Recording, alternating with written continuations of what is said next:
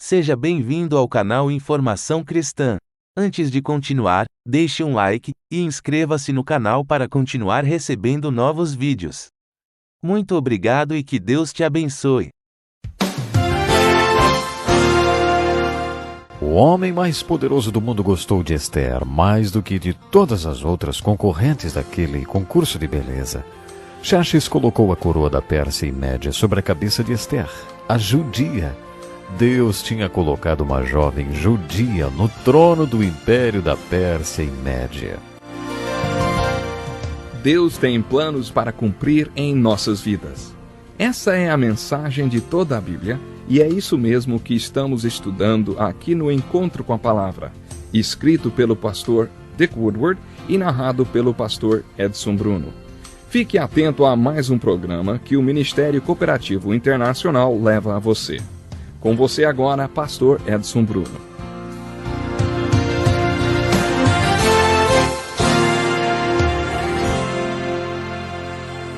Bem-vindos a mais um programa Encontro com a Palavra.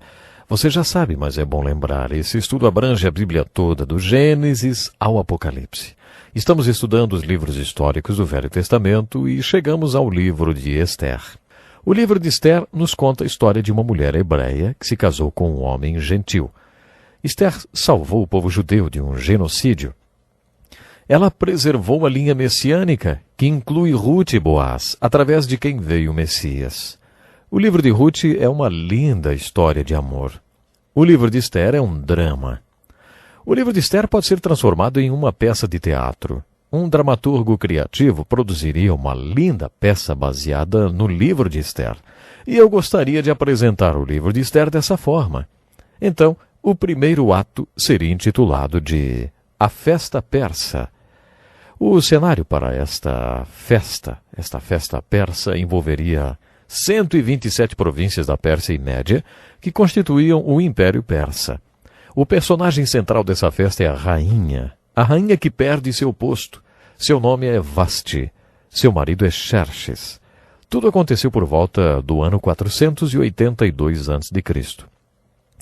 Na época da rainha Vasti, as festas duravam 6 meses. Você pode achar que já conhece tudo sobre festas, não é mesmo? Mas essa festa durava 6 meses e 1 semana. Havia apenas uma restrição nessa festa. Ninguém era obrigado a beber mais do que quisesse. A rainha ficava com as mulheres em um lugar separado. Vasti talvez achasse que já era hora do movimento de libertação feminina aparecer, mas esse movimento só foi acontecer 25 séculos depois. Vasti foi chamada à presença do imperador, seu marido, para desfilar sua beleza diante dos homens que estavam bebendo havia 6 meses e 1 semana. Ela recusou-se. Dá para entender por que ela recusou. Portanto, a cena 1 do primeiro ato da peça poderia se chamar O Fim da Rainha Vasti. Um homem chamado Memucã, que representava o Conselho dos 7 que governava a Pérsia, escreveu em seu relatório assim: A rainha Vasti não ofendeu somente o rei, mas também todos os nobres e os povos de todas as províncias do rei Xerxes, pois a conduta da rainha se tornará conhecida por todas as mulheres, e assim também elas desprezarão seus maridos e dirão: O rei Xerxes ordenou que a rainha Vasti fosse à sua presença, mas ela não foi. Por isso, se for do agrado do rei, que ele emita um decreto real e que seja incluído na lei irrevogável da Pérsia e da Média, determinando que Vasti nunca mais compareça na presença do rei Xerxes. Também dê o rei sua posição de rainha a outra que seja melhor do que ela. Assim, quando o decreto real for proclamado em todo o seu imenso domínio, todas as mulheres respeitarão seus maridos, do mais rico ao mais pobre. O rei e todos os seus assistentes acharam que aquilo fazia sentido. Xerxes seguiu o conselho de Memucã e mandou cartas para todas as 127 províncias em sua língua específica, dizendo que todo homem deveria governar sua casa com autoridade. Portanto, no primeiro ato, cena 1, temos a rainha sendo despedida. A cena 2 do primeiro ato dessa linda peça do livro de Esther chama-se O Desfile Persa. Havia um desfile de beleza que envolvia todas as 127 províncias da Pérsia e Média. Essa festa não era um simples concurso de beleza. Esse conselho dos 7 fez um plano que pensaram iria agradar o rei. Eles fizeram a seguinte proposta ao rei: gostaríamos que fosse realizado um concurso de beleza em toda a Pérsia e Média. Serão selecionadas as mulheres mais bonitas de todas as províncias e trazidas para o seu harém. O rei poderá dormir com cada uma delas até que decida qual é a mais bonita e desejável mulher em toda a Pérsia e Média. Então colocará sobre a sua cabeça a coroa, que foi da rainha Vasti. A Bíblia diz que esse conselho agradou o rei e ele o pôs em execução. Então eles realizaram o concurso de beleza em todo o Império Persa, para o qual fizeram uma convocação muito cruel. Talvez você fique curioso para saber como esses reis da antiguidade conseguiam ter centenas de mulheres. Salomão teve 700 mulheres e 300 concubinas. Talvez algum marido pense: mal consigo me entender com uma. Como alguém podia ter 1000? O relacionamento que um antigo monarca tinha com suas mulheres não era igual ao relacionamento que um homem tem com sua mulher hoje. Um monarca da antiguidade tinha 2 haréns, que nós vamos chamar de harém A e harém B. Na maioria das vezes o rei estava tão bêbado que nem se lembrava com quem tinha estado. Do ponto de vista da monarquia, o propósito da vida daquela mulher era passar uma noite com o rei. Conforme conhecemos os outros personagens da nossa peça, encontraremos o personagem principal, chamado Mardoqueu. Mardoqueu era um judeu que tinha sido levado cativo quando os babilônicos destruíram Jerusalém. Ele estava exilado na Babilônia. Ele tinha uma linda prima chamada Ester, cujos pais foram mortos quando Jerusalém caiu. Mardoqueu criou essa moça como se fosse a sua filha, apesar de ser sua prima. A prima de Mardoqueu era muito bonita. De acordo com o costume judeu, o parente sobrevivente mais velho tornava-se o chefe da casa. Por isso a prima de Mardoqueu fazia tudo o que ele a mandava fazer. Mardoqueu ficou totalmente desconsolado quando Ester foi convocada para esse concurso de beleza e levada para o harém A. Lemos que Mardoqueu ia todos os dias ao harém para perguntar sobre Ester. Eu tenho certeza que ele ficou muito apreensivo. Mardoqueu tinha instruído Ester que não dissesse a ninguém que era judia. Ester obedeceu Mardoqueu. Veremos que esse silêncio foi uma manifestação do cuidado de Deus na vida de Ester. Há mais um silêncio providencial no desdobrar desse lindo drama. Um dia, quando Mardoqueu estava exercendo suas obrigações na chancelaria onde ele trabalhava, ouviu 2 homens tramando assassinar o imperador. Mardoqueu contou aos seus superiores o plano de assassinato. A vida do imperador foi salva, e 2 conspiradores foram enforcados. A boa ação de Mardoqueu foi escrita nos registros históricos na presença do rei.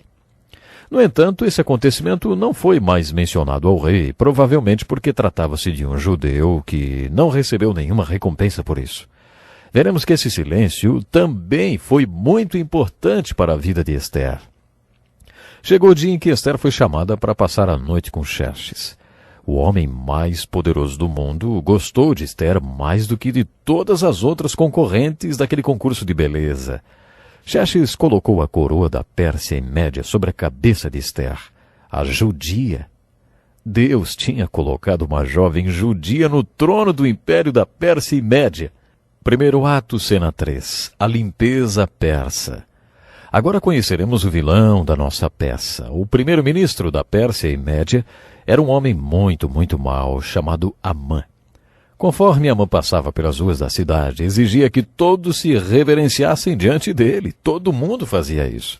Todo mundo menos o primeiro-ministro de Deus. O nosso amigo Mardoqueu. Mardoqueu era um judeu muito religioso e as escrituras dos judeus ordenavam: não te prostrarás diante deles, nem lhes prestarás culto, porque eu, Senhor teu Deus, sou Deus zeloso. Por isso Mardoqueu não se prostrava diante de Amã. Mardoqueu estava disposto a pagar pelas consequências de sua obediência às Escrituras com a própria vida. Mas tenho certeza que quando Mardoqueu recusou-se a reverenciar a Amã, não imaginava o que estava por vir. Amã se encheu de ódio contra Mardoqueu quando ele não se prostrou diante dele. Amã ficou com muita raiva e enviou soldados a Mardoqueu exigindo uma explicação. Quando os soldados retornaram, disseram: é a religião dele, ele é judeu. Naquela noite Amã embebedou o rei. Depois persuadiu o rei a fazer uma lei que vigorasse em todo o império, que não pudesse ser revogada. Essa lei dizia que no dia 21 de fevereiro do ano seguinte, todo judeu na face da terra seria assassinado. Amã não queria matar só Mardoqueu. Ele queria matar todos os judeus da face da terra. Para determinar o dia do genocídio, Amã e o rei jogaram os dados. Os dados disseram que o dia 28 de fevereiro seria o último dia de vida de todos os judeus da face da terra. No idioma persa, para dizer lançar a sorte ou jogar os dados, disse Pur. A festa do Purim, que até hoje é celebrada pelos judeus, comemora o fracasso do plano de Amã de massacrar os judeus.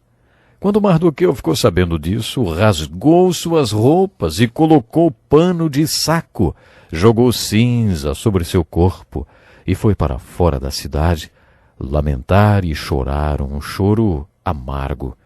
Todos os judeus da face da terra morreriam, porque Mardoqueu recusou-se a não se prostrar diante do cruel Amã.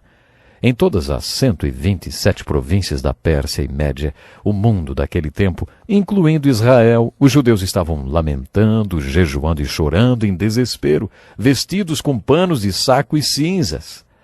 Mardoqueu tentou desesperadamente falar com Ester. Ele mandou uma mensagem para ela, contando sobre o decreto fatídico. Mardoqueu pediu que Ester intercedesse junto ao rei em nome de todos os judeus do Império Persa. Ester mandou a seguinte resposta: Mardoqueu, quando nos apresentamos ao rei, ele tem nas mãos um cetro de ouro. Se ele estender o cetro, fica tudo bem, mas se apresentar-se ao rei sem ser convidado, e ele realmente não estender o seu cetro, então isso é muito perigoso, Mardoqueu. Se ele não estender o cetro para mim, eu posso morrer. Faz meses que Xerxes não me chama. Mardoqueu então escreveu uma bela resposta para Ester. Não pense que pelo fato de estar no palácio do rei, você será a única entre os judeus que escapará, pois se você ficar calada nesta hora, socorro e livramento surgirão de outra parte para os judeus, mas você e a família do seu pai morrerão.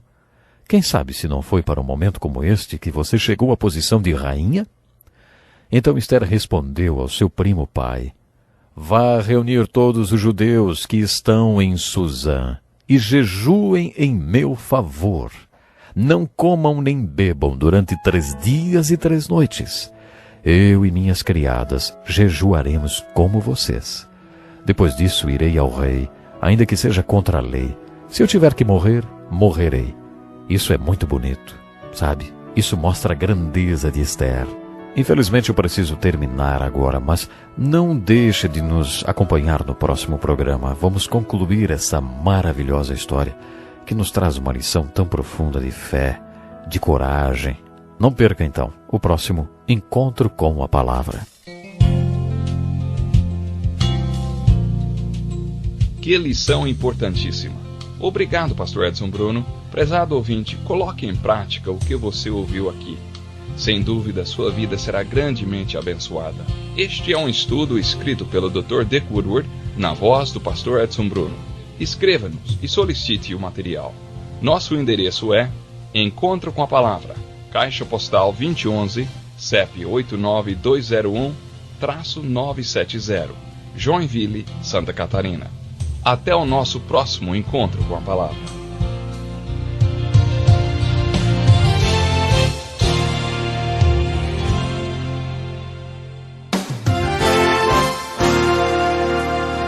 O imperador estendeu o cetro e perguntou: que há, rainha Ester? Qual é o seu pedido? Ela disse: se for do agrado do rei, venha com Amã a um banquete que lhe preparei. Então responderei a pergunta do rei.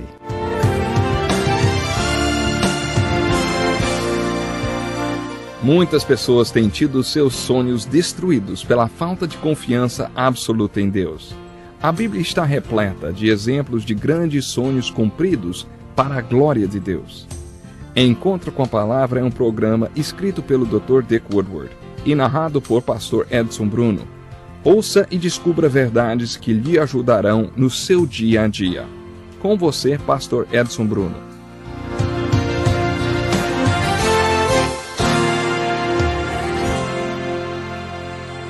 Muito bem-vindo para mais um estudo do livro de Esther. Este é o programa Encontro com a Palavra. Abra sua Bíblia no livro de Esther para continuarmos a leitura de uma empolgante história. Em nosso último estudo, o primo de Esther, que era como se fosse seu pai adotivo, tinha pedido para ela apresentar-se diante de Xerxes, o rei da Pérsia, para pedir pela vida do povo judeu, porque havia sido decretado o genocídio dos judeus em todo o mundo. Esther mostrou ter muita coragem quando respondeu a esse desafio, dizendo: "Se eu tiver que morrer, morrerei." Quando Esther entrou na presença do rei Xerxes, ele não só estendeu-lhe o cetro, como também o deu para ela. Ele prometeu a Esther que concederia qualquer pedido que ela fizesse, mesmo que fosse metade do reino. Há alguns anos, depois de dar um estudo sobre o livro de Esther, um homem me perguntou se alguém já tinha pintado um quadro dela.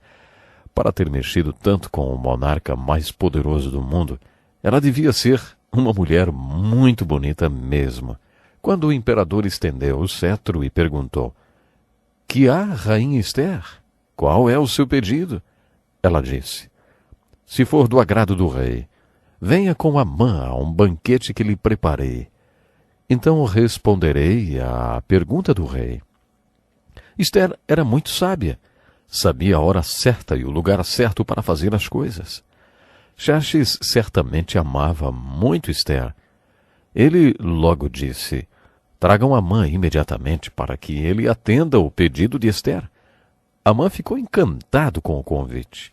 Ele foi para casa e se exibiu para os seus amigos. "Sou o único que a rainha Esther convidou para acompanhar o rei ao banquete que ela lhe ofereceu." Esther preparou tudo para o banquete e foi um sucesso. Então ela preparou outro banquete.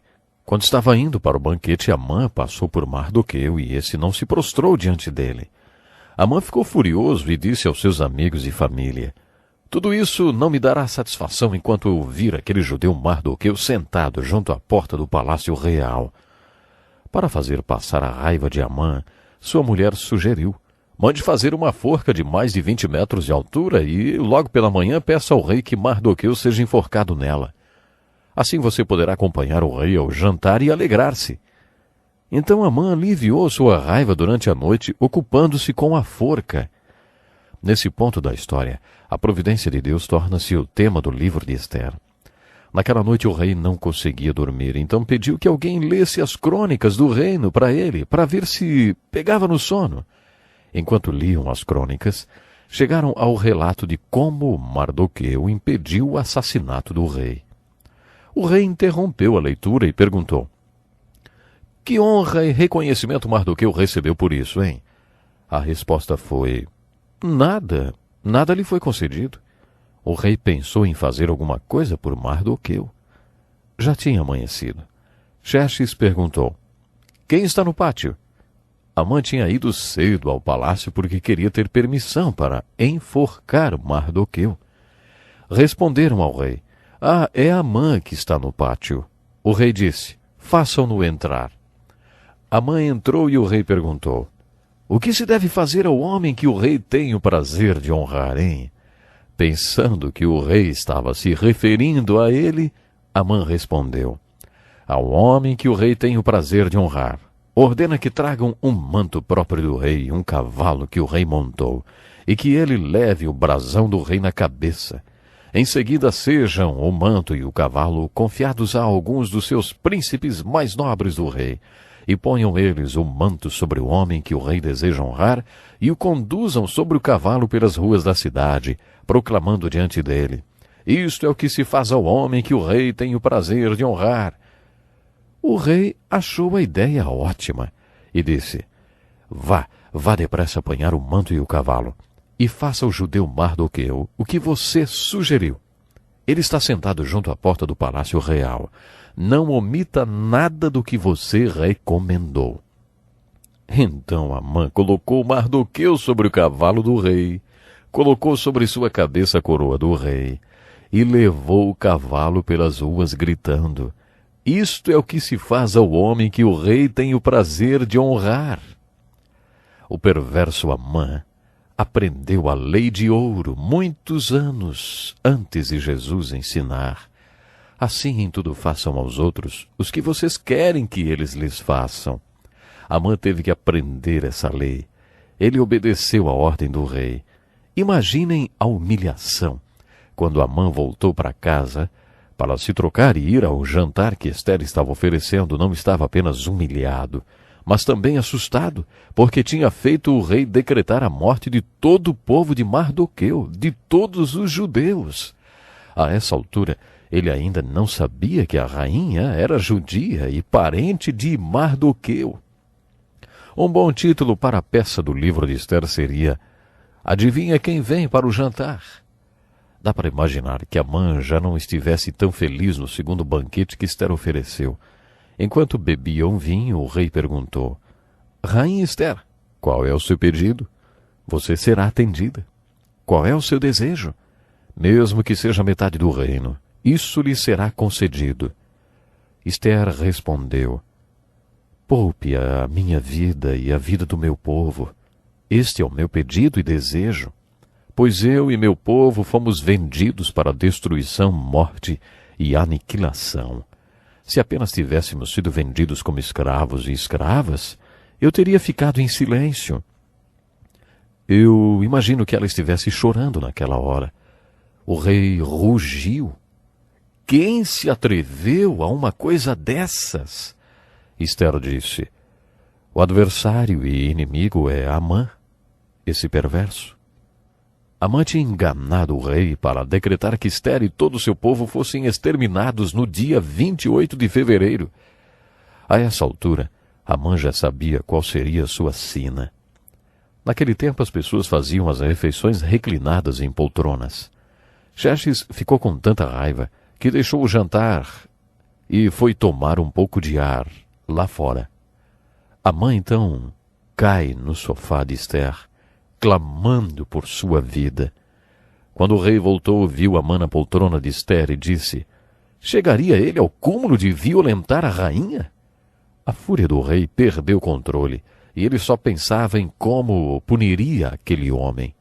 Um de seus soldados diz: Há uma forca de mais de 20 metros de altura junto à casa de Amã, que ele fez para Mardoqueu, aquele que intercedeu pela vida do rei. O rei ordena: enforquem-no nela. Com seu enforcamento, Amã teve que aprender a versão negativa da lei de ouro. Nunca faça aos outros o que você não quer que eles façam a você. Os judeus que viviam na Pérsia ainda tinham um problema. Uma lei da Pérsia e da Média dizia que no dia 28 de fevereiro todos os judeus do império morreriam. E uma lei da Pérsia e da Média não podia ser revogada. O que os judeus podiam fazer? O rei nomeou Mardoqueu para o cargo de primeiro-ministro, que tinha sido de Amã, e passou para ele todas as propriedades e bens de Amã. Mas para resolver o problema do genocídio, Mardoqueu, como primeiro-ministro, e a rainha Ester procuraram o rei. Uniram suas sabedorias e decidiram fazer um segundo decreto para combater o primeiro. Ao invés de declarar que todos os judeus em todas as províncias da Pérsia e Média deveriam ser mortos no dia 28 de fevereiro, eles decretaram que o dia 28 de fevereiro era o dia de matar todos os inimigos dos judeus. Agora eles tinham que comunicar o novo decreto para as 127 províncias da Pérsia e Média. Eles tinham 6 meses para fazer isso. Eles não podiam contar com aviões, televisão ou rádio para fazer isso. Eles só tinham cavalos e camelos. Sabe o que aconteceu? Eles conseguiram. Eles conseguiram anunciar o segundo decreto a tempo de salvar os judeus. Em 6 meses atingiram todo o mundo com as boas novas, o decreto de vida para todos os judeus que estavam sob um decreto de morte. Esse decreto de vida salvou todos os judeus do mundo. Qual é a aplicação devocional do lindo livro de Ester, hein? A primeira aplicação é: há 2000 anos, Jesus Cristo declarou mais ou menos assim: o mundo inteiro está sob um decreto de morte, mas através de vocês eu decreto vida. Anunciem esse decreto de vida para todo mundo que está sob um decreto de morte, e eles serão salvos da eterna morte espiritual. Jesus deixou para nós essa missão há 2000 anos. Depois de 2000 anos, nós ainda não conseguimos fazer isso. Ainda há milhões de pessoas sob um decreto de morte espiritual que nunca ouviram sobre o decreto de vida. O decreto que pode dar vida eterna a eles. Vou fazer uma pergunta muito séria. Como em 6 meses foi possível anunciar para todo mundo o segundo decreto, hein? Será que era porque os mensageiros que levaram o segundo decreto acreditavam que os 2 decretos eram verdadeiros? Eles acreditavam que o primeiro decreto persa era um decreto de morte? Acreditavam que todos os judeus morreriam? Aqueles mensageiros acreditavam que tinham nas mãos um decreto de vida para todos os judeus condenados. Eles realmente acreditavam nisso. Por isso levaram o decreto de vida para todo mundo em 6 meses. Por que nós ainda não levamos o decreto de vida, o Evangelho de Jesus, para o mundo inteiro? Será que é porque não acreditamos nos 2 decretos? Será que não cremos que todo mundo está sob um decreto de morte? Ou porque não cremos na validade do segundo decreto? Será que não cremos que temos nas mãos um decreto de vida? Há muitos anos, quando a pena de morte era aplicada com mais frequência, pediram a um jovem pastor para orar com um jovem que seria eletrocutado. O pastor compartilhou o evangelho com o condenado. Aquele jovem perguntou ao pastor: "Pastor, o senhor realmente acredita nisso?" O pastor respondeu: "Acredito, claro que sim." O jovem perguntou: "Por que ninguém nunca tinha me falado nada sobre o evangelho, sobre a vida eterna?" "Pastor, se eu acreditasse nisso, iria por todo o país, mesmo que fosse a pé, para falar para todo mundo que o senhor acabou de me falar. Se for mesmo verdade tudo que o senhor me falou, ora, por que não me falaram antes?" Você e eu temos que fazer um propósito. Se acreditamos no Evangelho, precisamos levar aos outros essa mensagem de vida. Outra aplicação do livro de Esther seria a lei de ouro ao contrário. A vida e a morte de Amã são uma ilustração negativa da lei de ouro. Essa lei de ouro negativa é encontrada em outras religiões. Não faça para os outros nada que você não quer que façam para você. Precisamos nos preocupar em fazer o bem às outras pessoas se queremos receber o bem. Não esqueça de se colocar à disposição de Deus para fazer o bem e, principalmente, para contar a história de vida, a história de libertação que recebemos através de Jesus. Até o nosso próximo programa.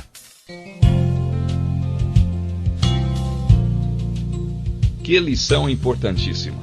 Obrigado, Pastor Edson Bruno. Prezado ouvinte, coloque em prática o que você ouviu aqui. Sem dúvida, sua vida será grandemente abençoada. Este é um estudo escrito pelo Dr. Dick Woodward, na voz do Pastor Edson Bruno. Escreva-nos e solicite o material.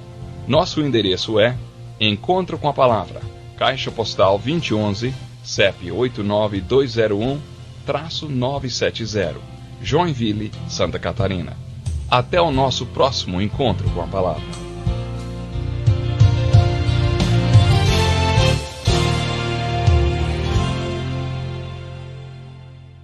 Obrigado por ter assistido um vídeo do nosso canal Informação Cristã.